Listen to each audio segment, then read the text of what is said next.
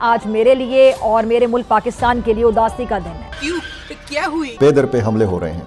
खैबर पख्तूनख्वा में कोई दिन ऐसा नहीं गुजर रहा जहां किसी न किसी जिले से अफसोसनाक खबरें नामौसूल हो रही हों। अभी आज के वाक़े में टांग का इलाका है, थाना गोमल। वहाँ पे एक सड़क के ऊपर बम लगाया हुआ था। वो बम का धमाका हुआ, गाड़ी जो है वो मलबे का ढेर बन गई और उसमें 6 पुलिस एहलकार शहीद हो गए और बाकी जख्मी हुए। क्या बात है, सुभान अल्लाह सुभान अल्लाह। ये पुलिस की बख्तर बंद गाड़ी थी। बख्तर बंद गाड़ी को महफूज समझा जाता है, जिस पर गोली का असर नहीं होता, लेकिन इसको बम से उड़ाया गया है। माजी में भी यहाँ पे इस तरह के वाक़यात हुए हैं। टारगेट किलिंग के वाक़यात या फिर अगवा की वारदातें टांग ज़िले में हुई हैं। अफगानिस्तान ने पाकिस्तान के साथ खुली दुश्मनी शुरू कर दी है और पाकिस्तान पे एक नया वार, एक नया हमला जो है वो किया है। दावा ये करते हैं कि दहशतगर्द टोटल 5-10 हजार हैं। यहाँ तुमने 25,000 ऑपरेशन किए, आधे दहशतगर्द तो मार देते।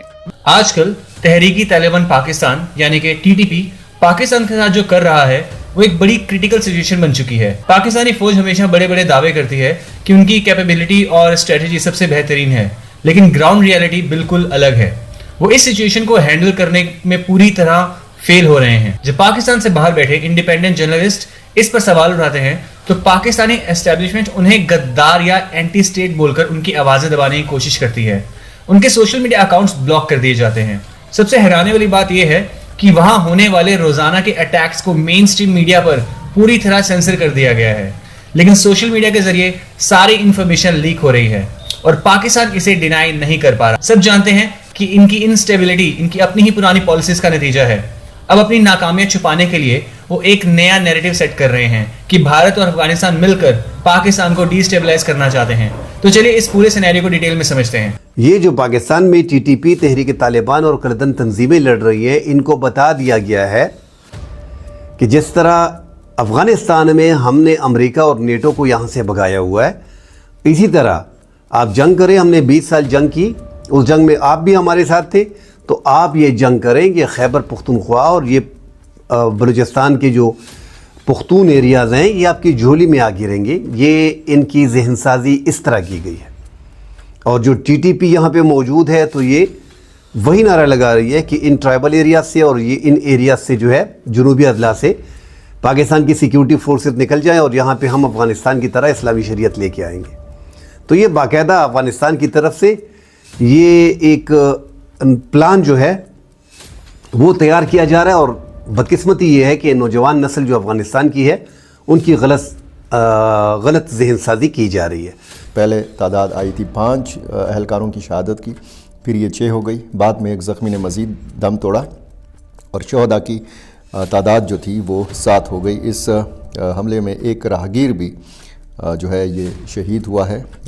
ये राहगीर जो है ज़ाहिर है कि वहाँ से गुज़र रहा था उस इलाके में, तो इस हमले की ये नज़र हुआ है।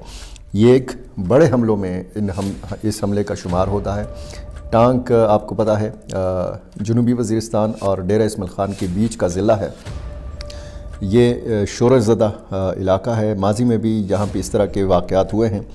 टारगेट किलिंग के वाक़यात या फिर अगवा की वारदातें टांग ज़िले में हुई हैं। टारगेट किलिंग के वाक़यात बढ़ रहे हैं।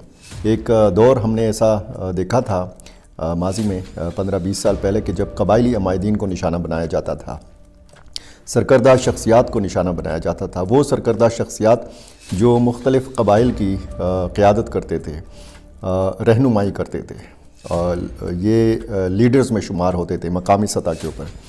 मिलिटेंट्स ने चुन चुन कर इनको मारा और ये सिलसिला एक बार फिर बढ़ रहा है खैबर पख्तूनख्वा के अंदर। ये गुड अफगान और बैड अफगान की पॉलिसी भी नहीं होनी चाहिए। देखिए ना, ये जो घटिया पॉलिसियां हैं, इनकी वजह से पाकिस्तान को नुकसान पहुंचता है। अब 6 पुलिस एहलकारों की शहादत कोई छोटा वाकया नहीं है, अफसोसनाक इंसिडेंट है। रोज़ाना की बुनियाद पे फौजी शहीद होते हैं, रोज़ाना की बुनियाद पे सिविलियंस बहुत बड़ी तादाद में शहीद होते हैं, रोज़ाना की बुनियाद पे पुलिस वालों की शहादतों की इतला आती है। सबसे ज़्यादा निशाना पुलिस वाले बनते हैं। तो इस लड़ाई के अंदर हमें धकेला किसने? इन दहशतगर्दों को ट्रेनिंग किसने दी? इनको पाकिस्तान में लाया कौन? लेकिन अब इतना खून बह रहा है, इतना कत्लेआम हो रहा है, कम से कम उन जर्नैलों को तो पूछे जो इन दहशतगर्दों को लेकर आए, जिन्होंने ये पॉलिसी बनाई और जो इनको रास्ता देते रहे थे, सेफ पैसेज इनको लेकर आए, लाकर पाकिस्तान में बसाया।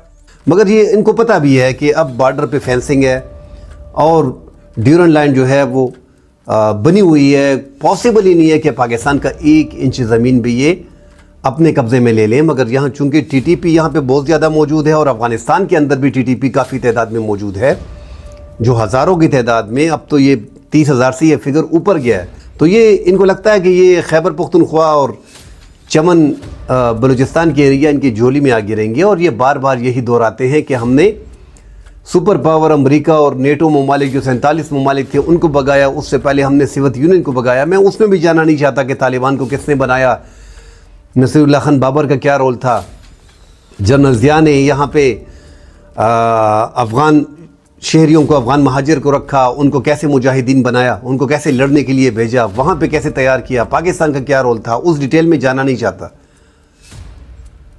मगर पाकिस्तान की फ़ौज का आप अमेरिका और नेटो से भी आप उसको कंपेयर नहीं कर सकते हो। उसकी बड़ी वजह है नाज़रीन, उसकी बड़ी वजह ये है कि पाकिस्तान यहाँ पे पड़ा हुआ है, यहाँ से पाकिस्तान कहीं और नहीं जा रहा।